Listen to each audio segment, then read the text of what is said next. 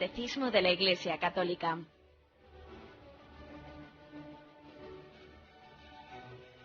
Un programa dirigido por Monseñor José Ignacio Munilla, obispo de San Sebastián.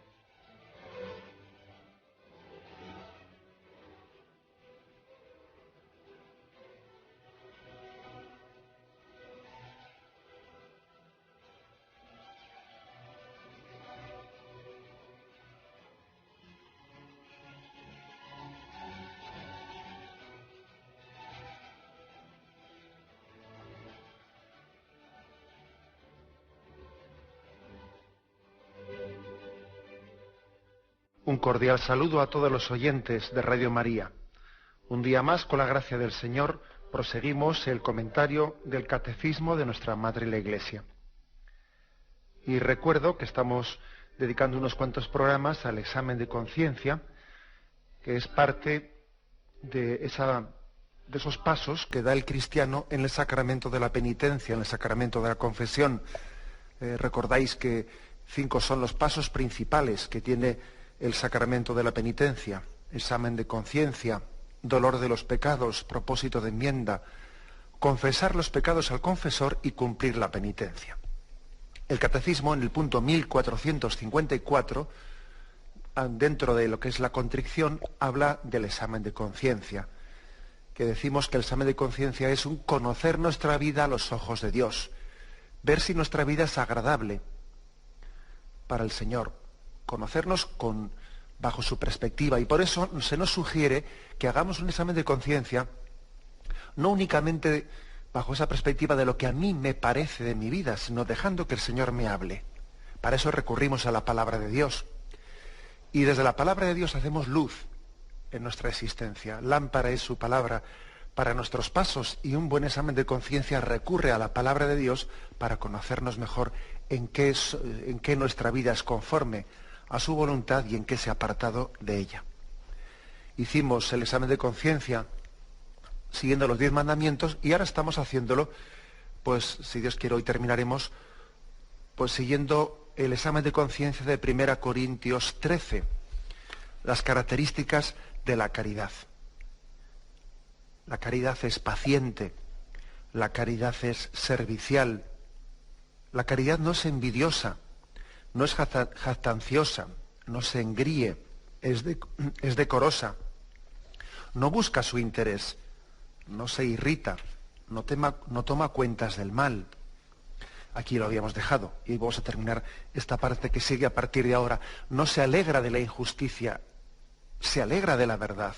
Todo lo excusa, todo lo espera, todo lo soporta. La caridad no acaba nunca. Bueno, no se alegra de la injusticia. Este es el punto donde lo habíamos dejado. ¿Qué significa esto de no se alegra de la injusticia? Evidentemente, alegrarse de la injusticia, así digamos a palo seco, como se dice popularmente, ¿no? A palo seco, alegrarse de la injusticia por la injusticia, pues la verdad es que es casi un pecado diabólico en su literalidad, ¿no? Generalmente cuando cometemos los pecados, nuestros pecados, a diferencia de Satanás, ¿no? Que Satanás pues busca el mal por el mal, ¿no? Nuestro pecado no suele ser de ese tipo diabólico. Nosotros buscamos el mal bajo la especie de bien, es decir, buscamos algo, un provecho propio.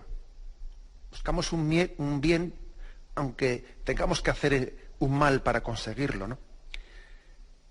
Nuestro pecado suele ser de alguna manera un mal disfrazado de bien, pero en el fondo es un mal, claro, por eso es pecado, si al contrario no lo sería. Por eso alegrarse de la injusticia y alegrarse del mal por el mal es más bien un pecado diabólico. Pero sin embargo, aunque el hombre, por la gracia de Dios, no, pues difícilmente o muy raramente comete ese pecado diabólico, sin embargo sí que existen otros matices, ¿no? Otras formas, ¿no? de caer en esta especie de alegrarse de la injusticia. Por ejemplo, en eso que se dice tanto, ¿no? de el placer de la venganza. El placer de la venganza. Esto está rozando ese alegrarse de la injusticia. Hay hay una visión como si el placer, dicen algunos, ¿no?, desde el punto de vista pagano. A veces en un contexto pagano se ha dicho que la venganza es el placer de los dioses. Bien, a eso se refiere este aspecto. Es decir, es obtener alegría, alegría del mal ajeno. Sacar gozo y satisfacción. En el fondo eso lo que hace es mostrar un corazón verdaderamente mezquino, incapaz, ¿no?, de gozar con la verdad y con el bien, ¿no? Eso está ligado una cosa a la otra. Pues esa especie de satisfacción que a veces conlleva la venganza, ¿no? El hecho de que algunos sientan la venganza como un placer. ¿Acaso no es eso de no se alegra con la injusticia? Es un matiz, ¿no? Un matiz que lo acerca mucho, lo hace bastante similar. A otro nivel distinto también podíamos y debemos de examinarnos en este punto de esta 1 Corintios 13.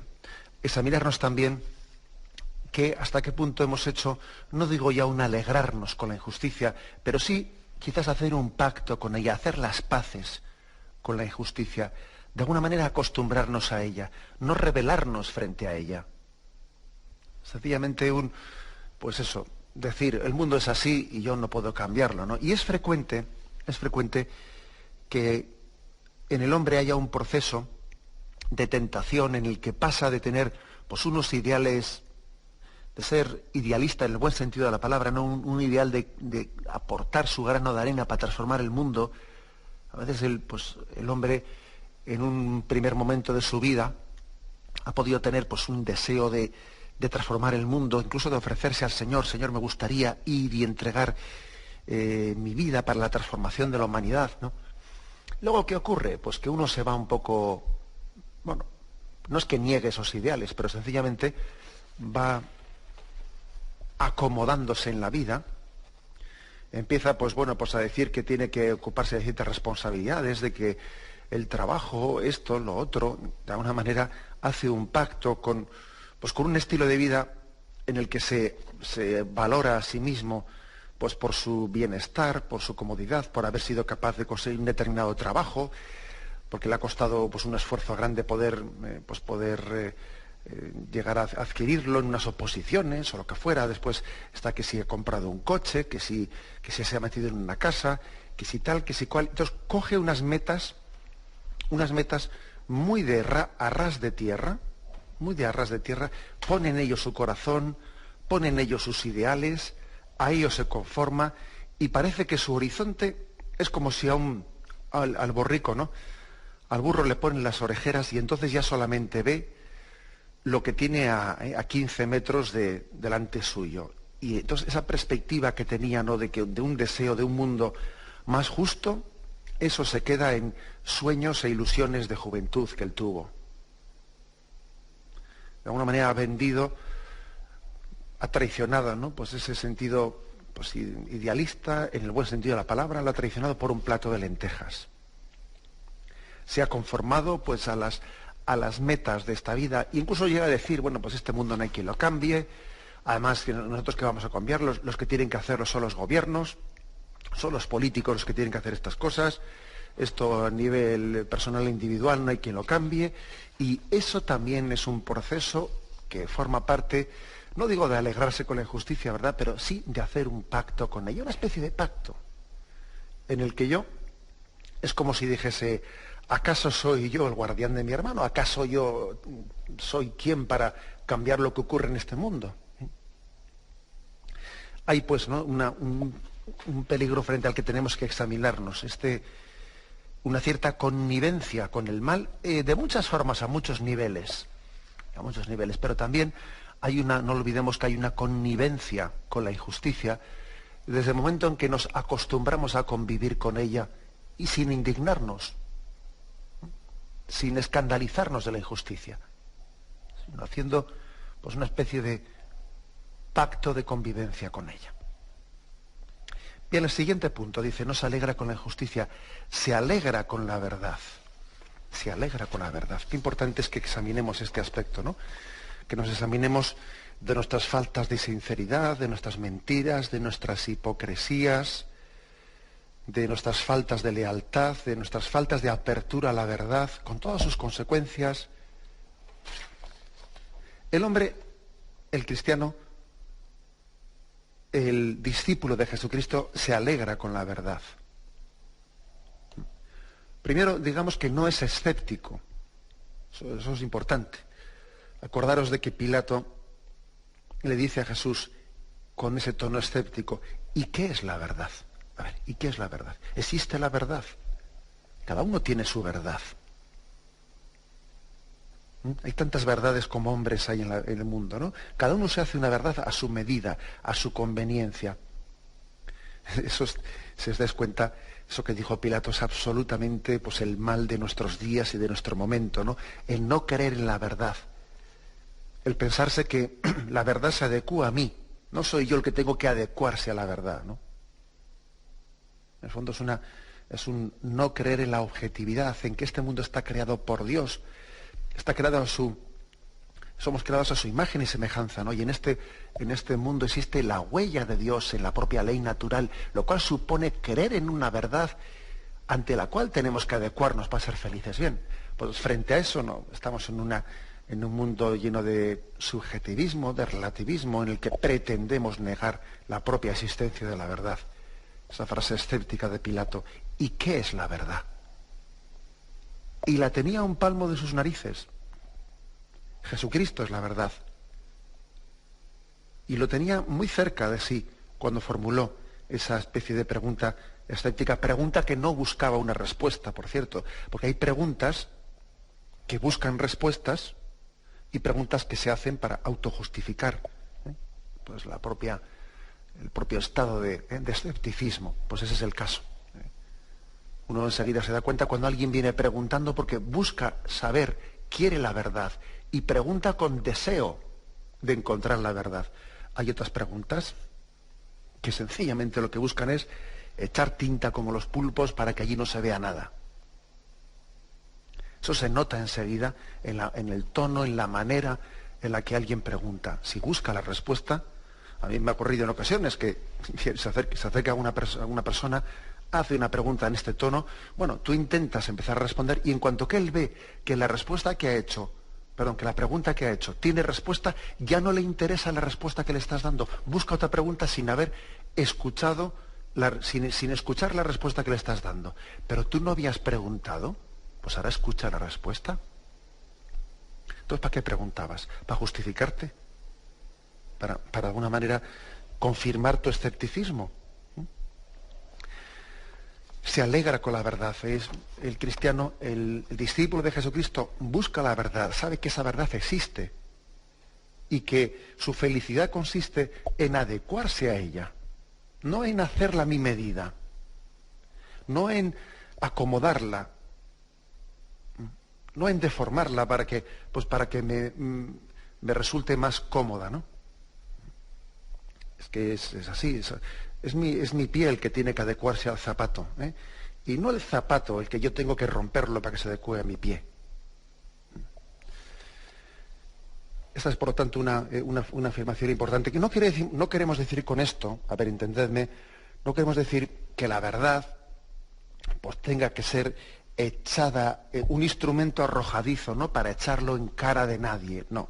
La verdad siempre tiene que estar de la mano, siempre tiene que venir de la mano de la caridad. Cuando la verdad se pretende imponer al margen de la caridad, como un instrumento arrojadizo, como un terrestriego en la cara esto, ¿no?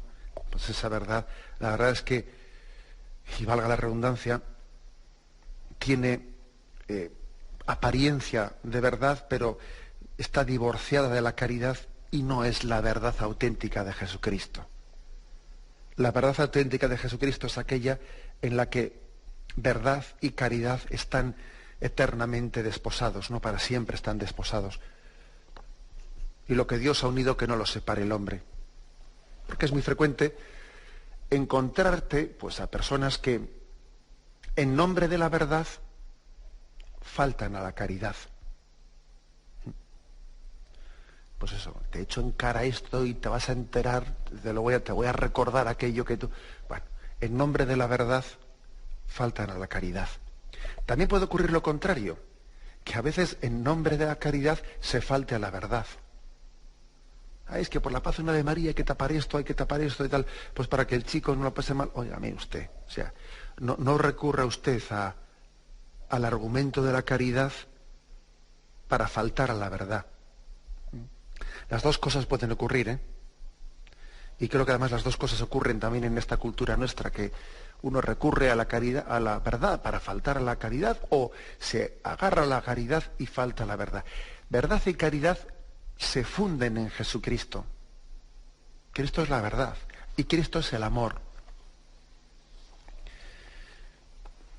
Y por lo tanto, yo creo que nosotros tenemos, ¿no?, que dar el siguiente paso, ¿no?, el paso de decir la caridad, la verdad por sí misma y expresada con cariño, expresada con confianza, la verdad será sanante, será terapéutica, es decir, tenemos que quitar el miedo a la verdad. A veces uno dice, "Ay, cuidado, si digo la verdad, pues puede ocurrir que me busque problemas, que tal. Entonces voy a recurrir a otro conducto. El tema de las mentiras piadosas, ¿sabéis?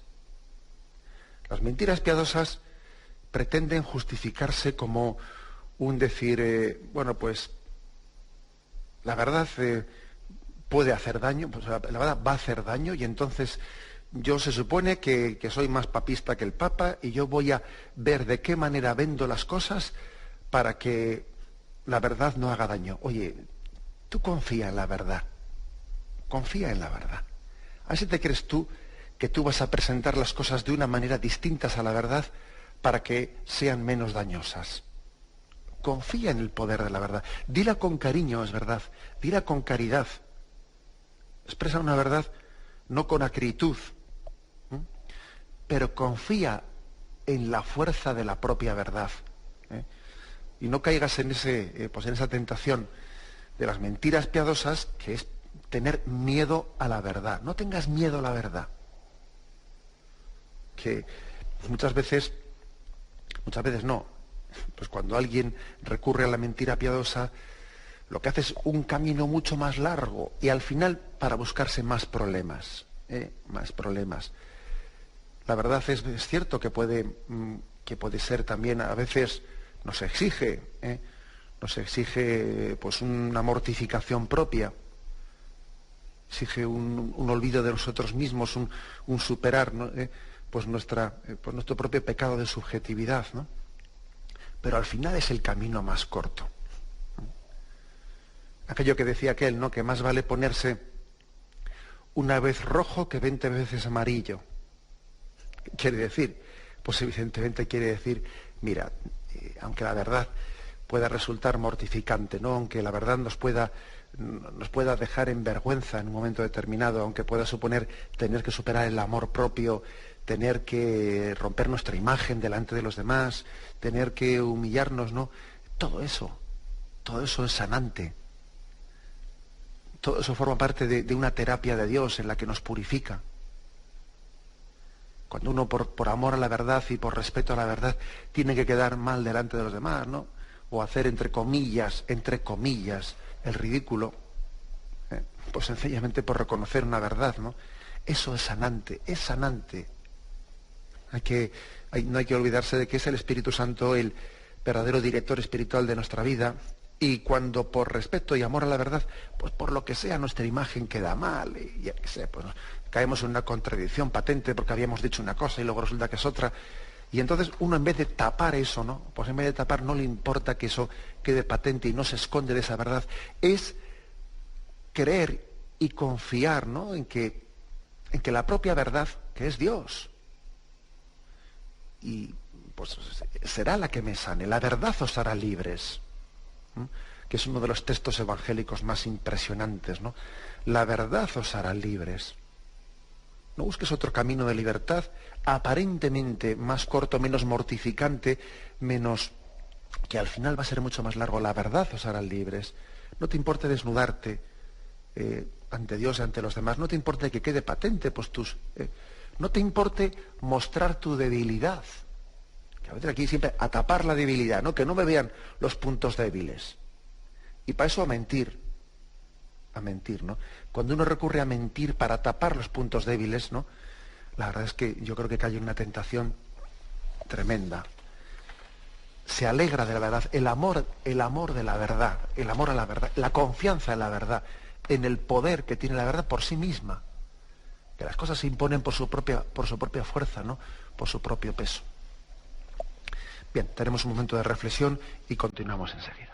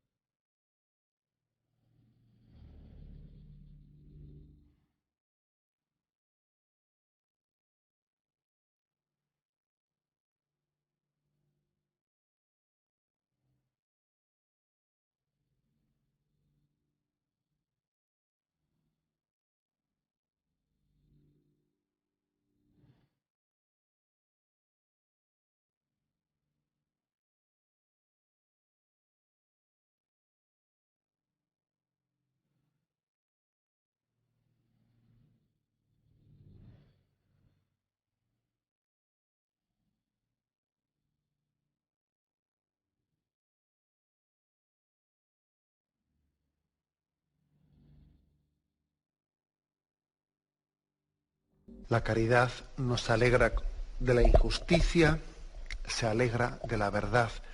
Todo lo excusa, dice el siguiente punto. Todo lo excusa.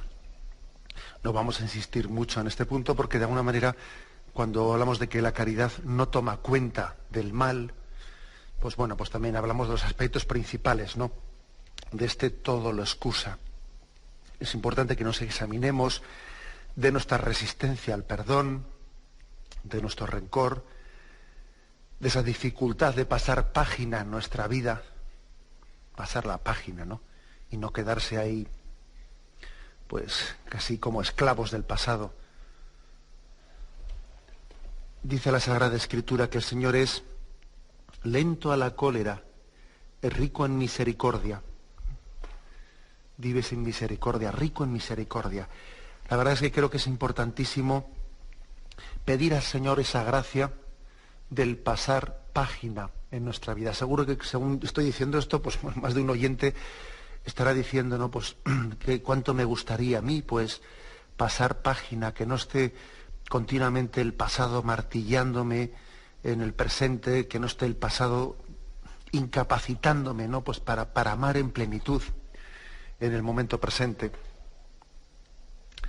Recuerdo pues esas cosas que a veces se envían por internet, ¿no? Pues algunos de esa especie de reflexiones, algunos PowerPoint, algunos montajes de esos que invitan a reflexiones, algunos pues suelen ser buenos, también hay muchas tonterías que se difunden muchísimas, ¿no? Así reflexiones pues un poco del tono de la nueva era, de la New Age y estas cosas que la verdad es que poco dicen y poco y malamente se encajan con el sentido católico de la vida, ¿no? Pero claro que también hay algunas cosas buenas, ¿no? Y recuerdo uno de esos montajes que decía, ¿no? Baila como si nadie te estuviese mirando y ama como si nunca te hubiesen herido. Me impresionó esa expresión, ¿no? La expresión primera, bueno, pues igual es más trivial, ¿no? Eso de que baila como si nadie te estuviese mirando, que evidentemente lo que reivindica es una libertad interior de hacer las cosas delante de Dios sin que la mirada de los hombres nos condicione, ¿no? Dios es mi público y yo no tengo que sentirme condicionado por lo que la gente piense y no piense, ¿no? Pero la segunda parte de esa expresión, ama como si nunca te hubiesen herido, es que eso es muy importante, es una gracia importantísima que tenemos que pedir a Dios, ¿no? La gracia de que de que el pecado, pues que el prójimo haya podido hacer hacia nosotros, no esté de alguna manera provocando un pecado de reacción, porque a veces el pecado puede llamar al pecado. El mal puede llamar al mal. Y entonces el corazón herido es un corazón que se instala en una situación, pues si no de rencor absoluto, pero sí una situación herida que está impedido para amar, ¿no? Ama como si nunca te hubiesen herido. Esa es una gracia muy grande que tenemos que pedir, ¿no? Que no nos ocurra a nosotros como al gato, ¿no? Que ha salido escaldado, que ha ido el gato por la sardina, y claro, como ya le han pegado 2 veces, ya desconfía a tope, ¿no? Y se acerca al gato que ya ve la sardina y ya está pensando en que le van a zurrar por detrás, ¿no? Claro, eso nos puede ocurrir, que la mala experiencia del pasado, cuando no hemos tenido la capacidad de pasar página, ¿no? Y tener un perdón sanante en nuestra vida, nos incapacite para amar en el momento presente. Por eso cuando decimos la caridad todo lo excusa, es decir, tiene capacidad de perdón y de reiniciar, ¿no? Reiniciar nuestra vida, pues partiendo de cero. Sabemos que el perdón de Dios es un perdón que es capaz de iniciar una vida absolutamente nueva. Esto mismo es también lo que se expresa en el siguiente de las expresiones, ¿no? La caridad todo lo excusa, todo lo espera, todo lo espera. Porque también el nivel de nuestra esperanza, pues está totalmente ligado al nivel de la caridad. Dios espera muchísimo de nosotros, porque nos ama muchísimo. Cuando alguien pues ama poco, espera poco. Creo que está bastante claro, ¿no? Si nosotros, por ejemplo, no tenemos muchas esperanzas en el prójimo, ¿no? Dice, bueno, aquí pues tampoco no se puede pedir peras al olmo. Se dice esa expresión, ¿no? No se puede pedir peras al olmo. ¿Y qué quiere decir eso? Pues que no tengo mucha esperanza en esta persona. La amo poco. Como la amo poco, tengo poca esperanza en ella. E independientemente de las cualidades que tenga, porque ya sabemos que cada uno tiene sus talentos, y hay personas que tienen un tipo de talentos, pero no importa. Pero nadie en esta vida, pues está fuera de un plan de Dios hacia el que Él tiene una gran esperanza. Si no tiene unos talentos, tendrá otros. Con lo cual Dios sigue teniendo una gran esperanza en esa persona. Que no es muy... Pues eso, que no es muy inteligente y no es muy intelectual. ¿Y qué importa? Si es que Dios puede esperar de las personas de muchas maneras y puede esperar cosas distintas de cada uno. Dios tiene una gran esperanza en cada uno de nosotros. Entonces, es importante cuando dice este punto, la caridad todo lo espera. Que nosotros reflexionemos de alguna manera sobre qué esperanza tengo de una persona. Esto se puede traducir en cosas concretas, ¿no? En detallitos concretos de forma de actuar. Por ejemplo, cuando a veces a una persona no le dejamos crecer, como en el fondo no nos fiamos, no esperamos de ella, porque la tenemos un poco por inútil, la hacemos un inútil. Le hacemos inútil porque no esperamos nada de ella. Entonces se lo damos todo hecho. Casi nos da la sensación, quita, que ya lo hago yo. Y en el fondo estás dando la apariencia de caridad hacia ella cuando en el fondo es que no tienes esperanza en ella. Y lo haces tú todo porque en el fondo piensas en tu interior que ella no es capaz de hacerlo. Y no le permites crecer, no le ayudas a crecer. Ojo que supone más amor el hacer, el ayudarle a que el otro tenga también la satisfacción de la autoestima de ver cómo ha ido creciendo, cómo a esa persona se le ha puesto en sus manos más responsabilidades y esa persona se da cuenta y dice, confían en mí, han puesto en mis manos cosas que antes no ponían en mis manos, luego confían en mí, esperan de mí. Esto es muy importante, en la medida en que yo espero de una persona, también me fío de ella y voy poniendo cosas en sus manos, aspectos de la vida, porque espero de ella, porque mi amor llega a la confianza en ella. Creo que esto debe de ser objeto de nuestra reflexión, porque en el fondo a veces la falta de esperanza, como he dicho antes, la solemos disimular, ¿sabéis? La disimulamos pues, con una especie de falso paternalismo de una especie de protección por el que acabamos haciendo una persona inútil. No esperamos de ella nada y la hacemos inútil, no le ayudamos a crecer. Bien, tenemos un momento de reflexión y continuamos enseguida.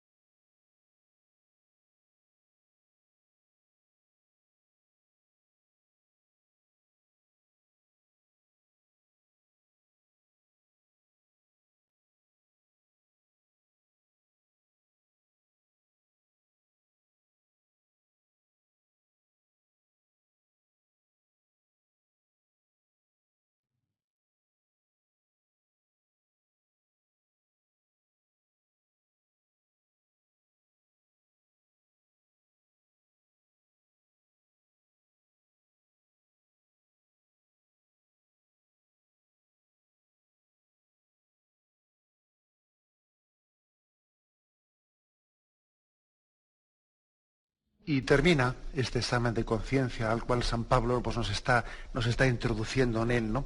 Termina diciendo, la caridad todo lo soporta. La caridad no se acaba nunca. La caridad todo lo soporta.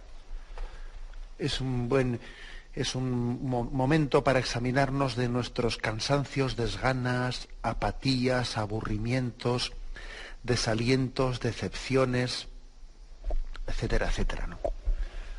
En el fondo la caridad cristiana está totalmente reñida con ese recurso muy fácil, ¿no?, que tenemos de no puedo, es que no puedo.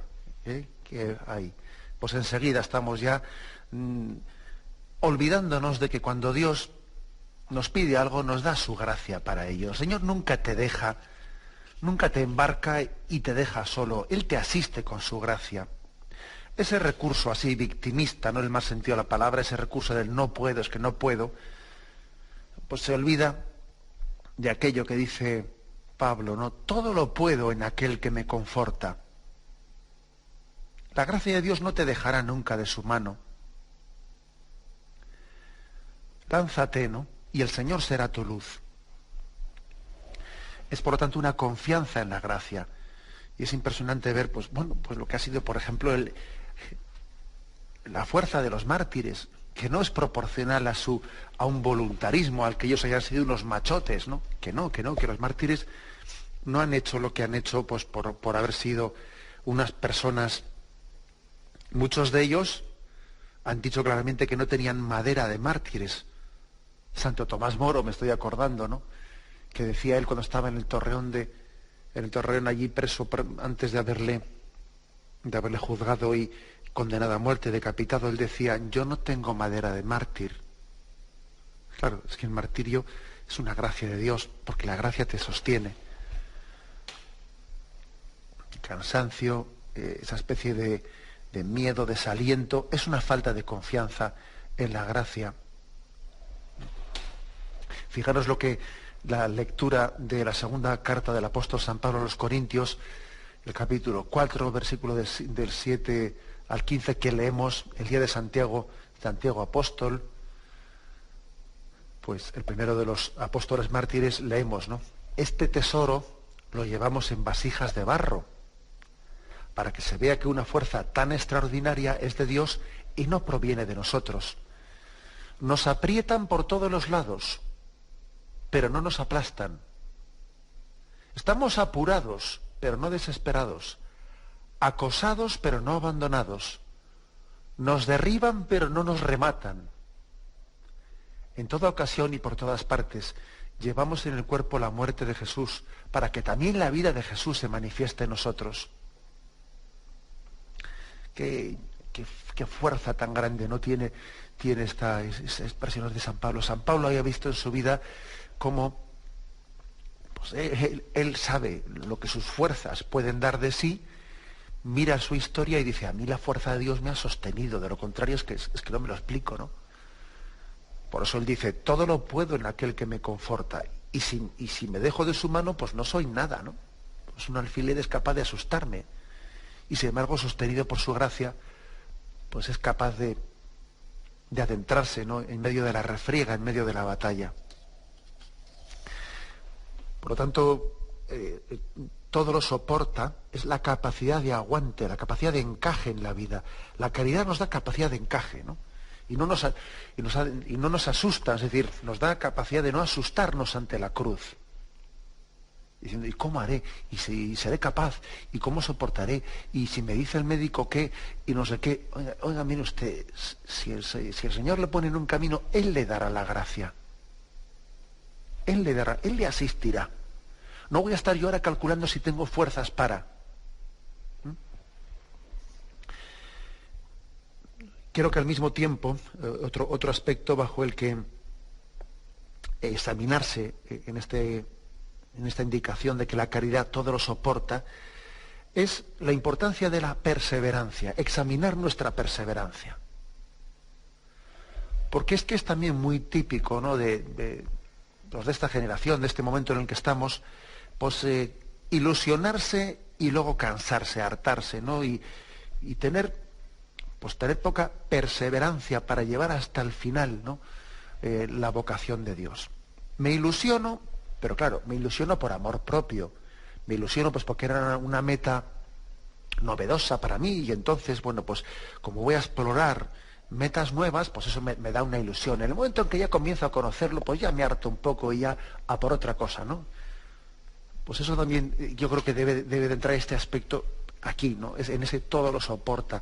El ser capaz de asumir la cruz también de la perseverancia. Esa especie de la tendencia al aburrimiento, a la apatía, a la desgana, pues es propia de una generación que cualquier cosa le atrae, le ilusiona, pues, alguien dice que qué bonito es tocar la guitarra, a pedir una guitarra, me la compran, la cojo, estoy tocando la semana y medio y ya la dejo por ahí tirada porque ya me he hartado. Y luego dicen otra cosa, ¿no? Pues qué bonito sería no sé qué. Cojo unos libros, los compro, los tal, a la semana y media y ya me he hartado y los tengo en un sitio. Qué bonito es. Y eso continuamente está ocurriendo. Que no abrazamos la cruz de la perseverancia en esta vida. No abrazamos esa cruz. Hacemos las cosas por ilusión de amor propio, pero no por la ilusión de la caridad, el amor de Dios. Esto nos pasa por eso, ¿no? Nos pasa porque nuestras ilusiones son a un nivel puramente humano de amor propio. Pero no es la caridad, el amor de Cristo el que nos urge. No nos dejamos urgir por su amor, sino que nos movemos a un nivel de amor propio, muy sencillo, ¿no? Bueno, pues, por ejemplo, a unos indicativos, ¿no?, de que, pues eso, que alguien resulta que tiene la ilusión pues le han regalado un coche nuevo, ¿no? Y entonces el coche nuevo hay que ver cómo lo mima tú, que está ahí quitándole el polvo y tal. Al poco tiempo ya, como el coche ha dejado de ser nuevo y ya no tiene esa ilusión, tiene otras, ya el coche lo tiene hecho una porquería y tal, ¿no? Y ahora a por otra. Es curioso, ¿no? Pero a veces nos dejamos motivar no por un amor profundo, no por el amor de Cristo, sino por unas motivaciones absolutamente superficiales, ¿no? Como el coche es nuevo, me hace ilusión limpiarlo. Si deja de ser nuevo ya, pues ya he perdido la ilusión para limpiarlo, ¿no? Y tal. Es que es curioso, pero qué poquita cosa podemos llegar a ser. Cuando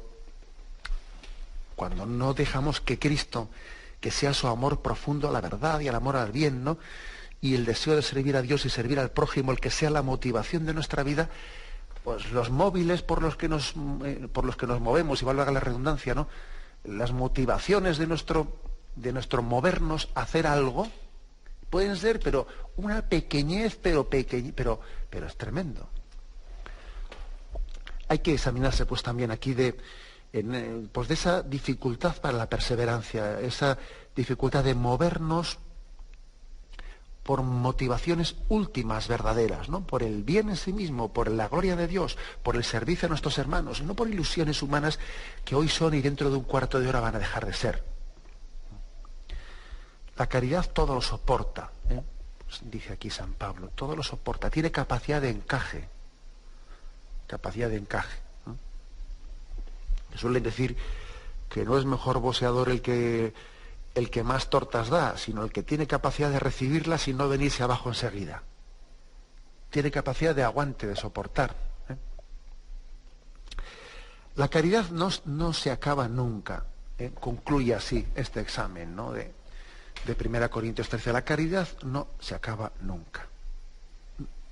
Esto también hay que afirmarlo hoy en día, pues con toda rotundidad. La caridad no se acaba nunca. Cuando dice por alguien, no, es que se me ha acabado el amor, que uno justifica pues que su matrimonio se rompa porque dice, se me ha acabado el amor. Pero ¿cómo que se te ha acabado el amor? La caridad no se acaba nunca. Lo que se podrá acabar será una ilusión, un sentimiento, en la medida en que también no lo hayas cultivado. Pero el amor, la caridad, no se ha acabado nunca, porque la caridad es una llamada de Dios, es una vocación de Dios, es un don de Dios, y los dones de Dios son sin arrepentimiento. Lo que se ha acabado es tu perseverancia en recibir ese don. Pero Dios no ha dejado de darte el don. A veces resulta que le vamos a echar la culpa a Dios de lo que puedan ser nuestros pecados de falta de perseverancia, ¿no? O sea, es decir, la caridad, la fuente del amor no se acaba nunca. Dios es la fuente del amor. Y cuando Dios nos da una vocación al amor, pues es que esa vocación es sin retorno. Es sin retorno. La caridad no se acaba nunca. Otra cosa es que nosotros tenemos que ser perseverantes en abrirnos a esa llamada, en abrirnos a esa vocación, en alimentarla, pues con un montón de detalles, de delicadeza, etcétera, etcétera. Y esto en todos los órdenes de la vida.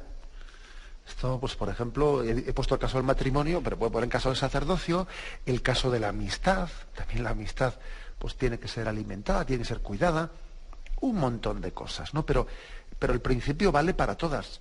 La caridad no se acaba nunca. La caridad es un don de Dios. Dios es la fuente de la caridad.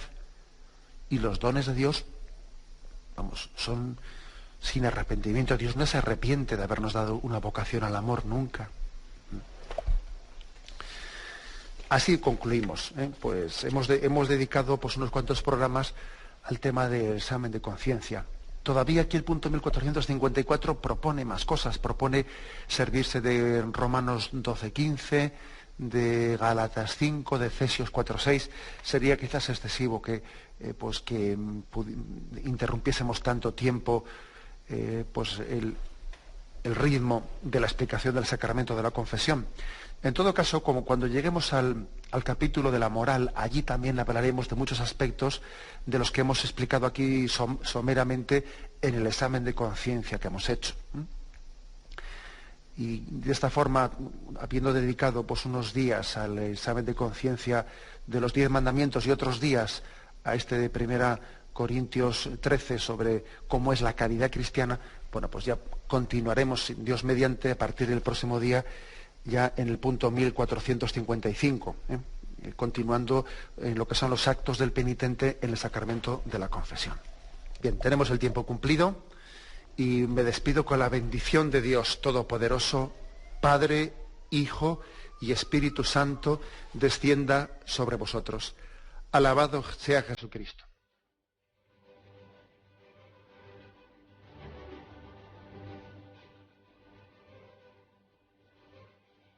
Finaliza el Catecismo de la Iglesia Católica, un programa dirigido por Monseñor José Ignacio Munilla, obispo de San Sebastián.